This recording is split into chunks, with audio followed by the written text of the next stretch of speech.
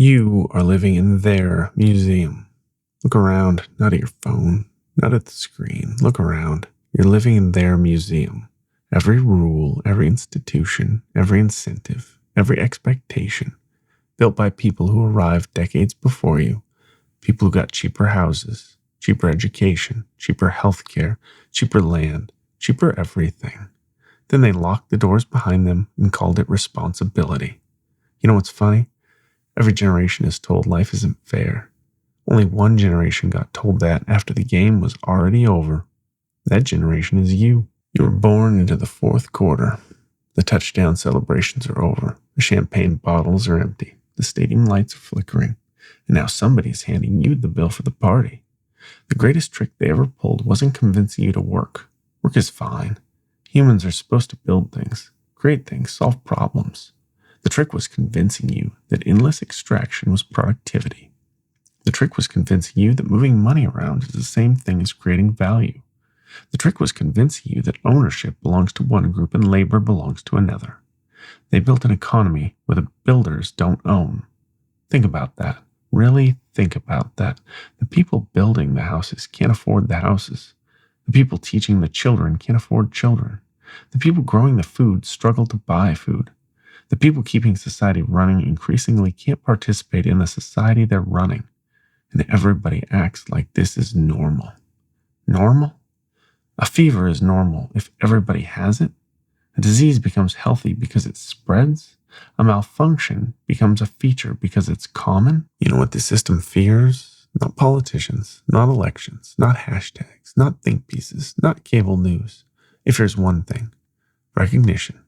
Because recognition is contagious. The moment people realize they're not failing individually, the game changes. The moment millions of people realize they're experiencing the exact same problems, the game changes. The moment they stop blaming themselves, the game changes. That's why the messaging never stops. Work harder, network more, optimize more, hustle more, wake up earlier, sleep less, learn coding, start a side hustle, build a brand, monetize your hobbies, monetize your personality, monetize your relationships, monetize your existence. Everything except asking the obvious question. Why?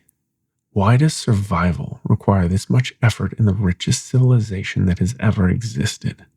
Why does abundance produce scarcity? Why does prosperity produce anxiety?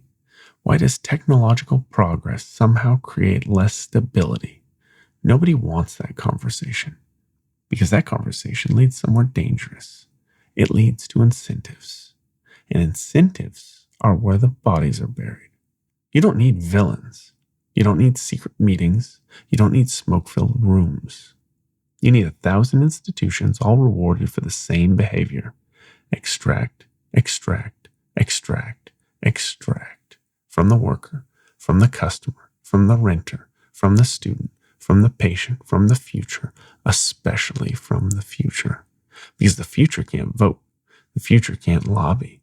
The future can't donate. The future can't hire lawyers. The future just arrives one day and discovers everything has already been sold. That's where Millennials and Gen Z live. Inside the liquidation sale. Inside the estate auction. Inside the aftermath. The road still exists. The institutions still exist. The logos still exist. The ceremonies still exist. But underneath, something feels hollow. Something feels exhausted. Something feels harvested. People sense it. That's why trust is collapsing. The trust isn't collapsing because people became stupid. Trust is collapsing because reality keeps disagreeing with their sales pitch. You're told the economy is strong. Then you look at your rent. You're told opportunity is everywhere. Then you look at housing. You're told prosperity is growing. Then you look at your grocery bill. You're told everything is fine. Then you look at your life. Eventually, the gap becomes too large. The gap between narrative and reality. And when that gap becomes large enough, belief dies. That's what's happening now. Not rebellion. Not revolution. Not yet, at least. Something more fundamental. Disbelief. People are withdrawing faith. Faith in institutions. Faith in corporations. Faith in media. Faith in promises. Faith in the old script. Because the old script isn't working. The old script says, work hard and you'll get ahead. The new reality says, work hard and maybe you'll stay in place. Maybe. The old script says, buy a home. The new reality says, compete against investment funds. The old script says, start a family. The new reality says, run the numbers first. The old script says, build a future. The new reality says, lease one. And here's the thing nobody wants to admit. A society cannot survive forever on disappointment. It can't. History doesn't allow it. Sooner or later, every civilization encounters the consequences of making ordinary life unattainable. Every one, without exception. That's why the real divide isn't left versus right, young versus old, urban versus rural. Those are distractions. The real divide is between people who benefit from extraction and people who live under it. And once you see that, everything starts making sense. The housing market, the healthcare system, the debt, the instability, the anxiety, the endless feeling of running uphill. The mask falls off, the stage lights come on, the machinery becomes visible. And here's the terrifying part for the people who built it.